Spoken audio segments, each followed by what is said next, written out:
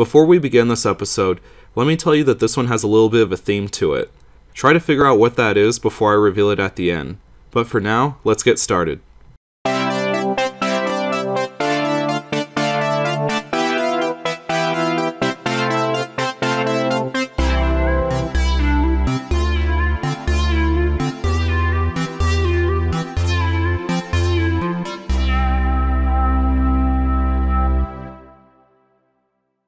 I keep on wanting to call this game King Kong, and the same goes for the movie it's based on. I always have to remind myself that the movie is called Peter Jackson's King Kong, and the full title of the game is Peter Jackson's King Kong, the official game of the movie, making it one of the longest titles in video game history. When the movie came out, I remember the media blitz was incredible. I don't have to explain that the movie was a blockbuster and it was generally well received by critics. I'll get it out of the way now and just tell you that I enjoyed the film a lot. I think it really is the best remake of the original, but here's the point where I'm going to piss off some film buffs. I personally believe it is better than the 1933 original. Now while I'm getting my flame-proof jacket out of the closet, let me explain. That doesn't make the 1933 original any less interesting. If we were comparing them that way, I would say without a doubt the original is more interesting because of the work that went into its groundbreaking special effects. But I generally rate films by how enjoyable they are while looking only within the four corners of the screen. So when I compare them that way, it's easy to acknowledge that Peter Jackson's King Kong is superior. So naturally, the best accessory for any well-dressed blockbuster film is a video game tie-in. Usually when a game is a movie tie-in, it's terrible, but as you could already tell since this game is our featured 99-cent gem, it turned out great. It's kind of funny actually. Both the game and the film serve as my trump cards when I'm making an argument that a movie remake isn't always bad, and a game based on a film doesn't have to be bad either. This game was released on everything, but we're only going to look at the PS2 version. Because the hype train was so massive for the film, it almost feels like the game was overproduced. Used copies littered game stores long after the hype for the film had faded away, so it's easily a 99-cent gem, and you could still find plenty of cheap copies wherever you go. The gameplay is split into two different styles. The first-person perspective is used when you're playing as Jack Driscoll, and it switches to third-person when you're playing as Kong. This is unusual because most movie licensed games use only the third-person perspective, and it's obvious why they do that. If you're playing as your favorite movie character, you want to relive their adventures while controlling them, so the third-person perspective is important to see the main character in action. When a game takes place in the first-person perspective, it's easy to transpose yourself into that faceless action hero, but in this case it would negate the advantage of starting with licensed material, because they could just as easily have made an entirely different game that doesn't need to lean on licensed source material. But here, the decision to switch perspectives is an important one, and I think it's the reason why this game turned out so well. Peter Jackson's King Kong, the movie, is an action-packed thrill ride. The characters face many different adversaries throughout the movie, and since they are just as inexperienced and green as you or I would be when confronting with the dangers on Skull Island, part of the thrill of watching this film is the tension we get when wondering, would I survive these challenges? The game The Movie Spawn answered my question. No, I would never survive Skull Island. I would die many, many times over. That's the genius of having most of the game take place in the first-person viewpoint. It would have been so much easier to have the Jack Driscoll moments take place in the third person. After all, the Kong segments already do, so I imagine it would take very little gameplay modification to do that. But thanks to these designers, we're not remote controlling an actor in a role in a movie scene turned into a video game. Instead, any of us can be on Skull Island trying to survive. It makes the danger seem much more real and personal. In fact, I'm only now realizing this after turning off the game. I was playing as Adrien Brody. It's kind of weird to think about it. There exists a game out there where you play as Academy Award-winning actor Adrien Brody. When it comes to gameplay, I have to say, this is one of the most flawless games I've ever played. I wish I could criticize the fact that there's no display for your ammo or health, or a map or anything else you would expect from this type of game. But adding those features in would have taken so much away from the experience they're trying to convey. You can't shoot your way through levels here. I guarantee there's never enough ammo for that. Ammo is a luxury and you have to use it wisely. So you need to perfect melee attacks and spear throwing. It's very hard to get the hang of throwing spears, but that also makes it very satisfying when you land hits and become good at it. Danger is always around you. You start to get jittery whenever you hear enemies near you. As your ammo runs dry and the enemies seem to pop out of nowhere, it almost starts to feel like a survival horror game. and when I looked at the bonus features, I realized that this decision was deliberate. I think one of the most enjoyable aspects of the game will be the sheer survival aspect, that you have to actually survive in what is probably the most dangerous jungle on Earth.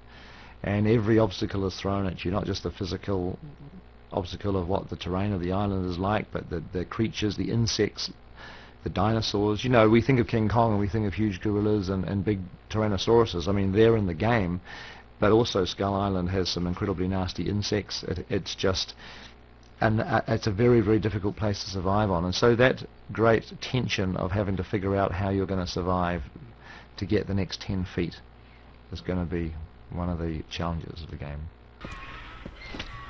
I'm still amazed that the designers of this game actually put some thought into the project and chose not to take the easy and lazy route when making a licensed game. They even added a few gameplay elements that are pretty unique. For instance, you can use some animals as bait and lure them away from attacking you. The whole island feels alive. It's almost like a puzzle to get out of some situations. I guess if I could give any criticism, I would say that the game looked good back then, but it doesn't hold up now, and the frame rate is a little clunky. So if you're a snob for that sort of thing, you should get the PC or Xbox 360 version instead. Some areas are a little too dark. I've heard this was a problem because the game was intended to be played with an HD connection. Also, the goal in most of the levels is to make it to the exit, but sometimes it's not easy to find out where you're supposed to go. And a few levels don't have any gameplay at all. They're just cutscenes you could walk through. But again, I'm being nitpicky because I'm trying to find criticism. The gameplay is still airtight. Even the Kong sections are pretty well done, although I didn't find them as engaging as the Jack Driscoll sections. If the Kong levels weren't there, I would still call this a good game, but I imagine that in that scenario, I might have been left wondering how the game would have turned out if they let you play as Kong instead. So with that reasoning, the Kong levels are still a nice addition to an already great game. It also feels like a nice bookend. You begin as a foreign invader landing on Skull Island, and end the game on the island of Manhattan as an escapee. Or do you end the game like that? The game follows the movie very closely, but it actually has an alternate ending that a lot of people didn't know about, probably because you have to beat the game multiple times to get enough points to play this ending. In the alternate ending, Kong is still at the top of the Empire State Building fighting the planes, but then your character shows up in a seaplane and you get to shoot down the planes that are attacking Kong. You then take out the searchlights allowing Kong to escape, and the final cutscene shows Kong back home on Skull Island.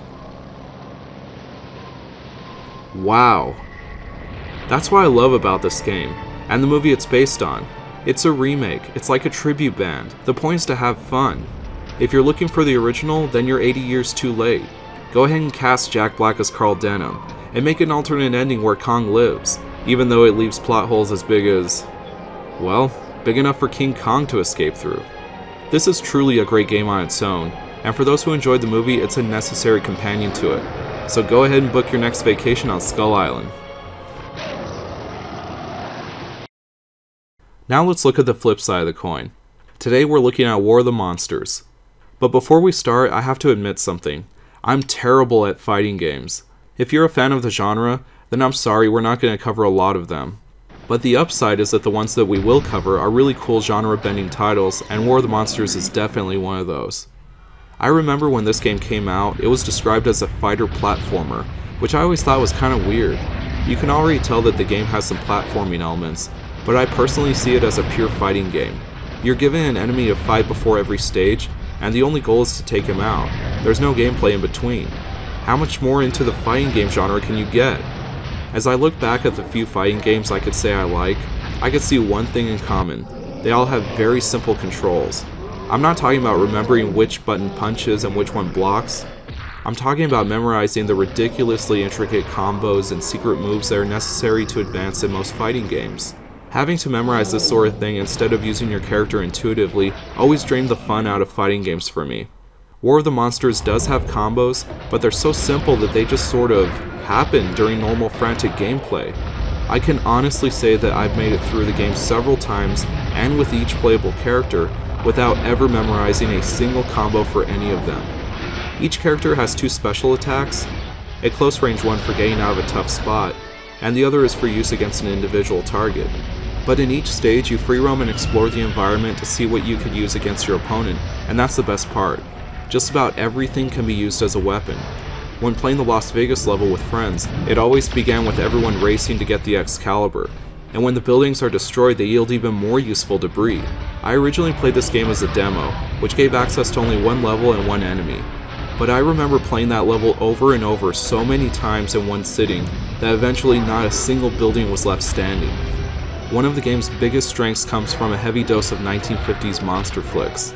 Almost every monster in this game is a reference to one that really did appear in a film from that era. Every battle area has a corresponding film poster that appears during the loading screen, and it really shows that the designers were having a lot of fun with the source material. Even the title menu is made to look like an old drive-in movie theater. There are too many references to list, so I'll leave it to you guys to find the rest. The overarching story is a great blend of 50s monster movie cliches. UFOs are attacking Earth and a new super weapon is our only hope.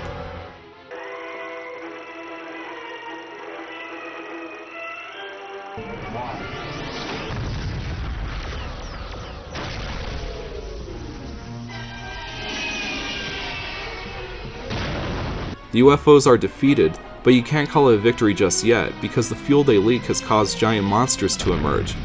Some of the monsters seem to be original designs, but I always find that the best designs are the rip-offs of B-movie monsters that did exist on the big screen. Kongor is obviously heavily inspired by an old friend we saw earlier. As you accumulate points, you can unlock costumes for the characters. One of my only criticisms is that some of these are just palette swaps, but every monster has at least one palette that is a totally different design. They range from this really creepy half-cyborg Kongor to this anime robot. If you have a Twisted Metal save on your memory card, you also unlock a secret costume for Agamo, which is a giant monster version of Sweet Tooth from Twisted Metal. The costumes don't affect the monster's abilities or gameplay, but it's still a nice touch. The gameplay has the usual versus mode where you could play with friends or against the CPU, but there's a surprisingly rich single-player campaign as well. In this mode, you choose a monster and play through a pretty well thought out story. I like it that you go through each level and fight the monster that corresponds to it.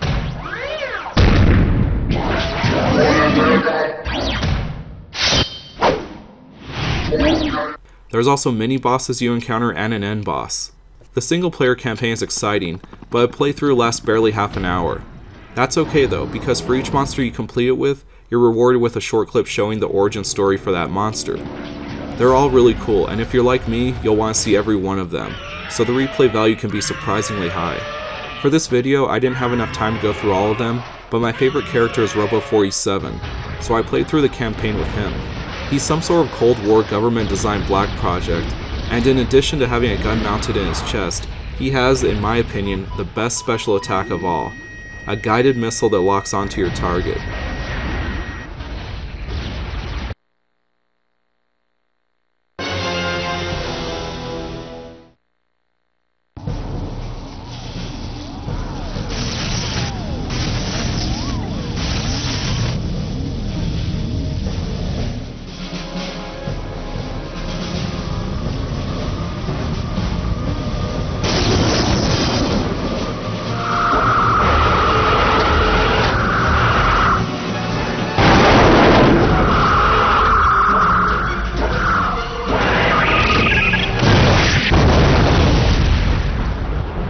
Some of you might be confused.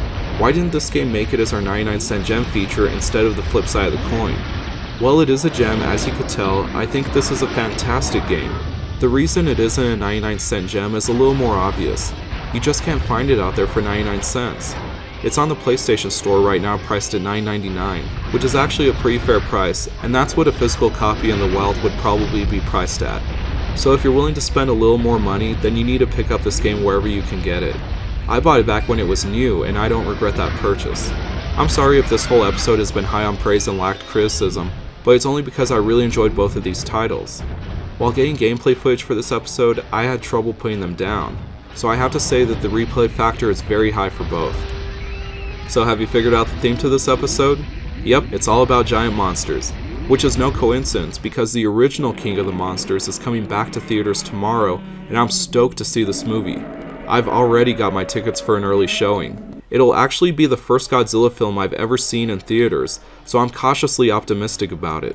War of the Monsters is an obvious love letter to giant monster movies, and they didn't forget to make a reference to Godzilla. This comes in the form of Togara, but to me he looks more like the North Korean ripoff Pulgasari. destroyer of capitalism. Which is even cooler. It's a knockoff of a knockoff. There's also an alternate skin for Togara, and fans of the game say it's designed to mimic Super Godzilla, but I could swear it's supposed to be another monster. Let's see, purple skin, green stomach. Ah! This isn't the end of our giant monster celebration either. I've got a special episode to show you next week. So until then, go see the new Godzilla movie, have fun, and I'll see you next time.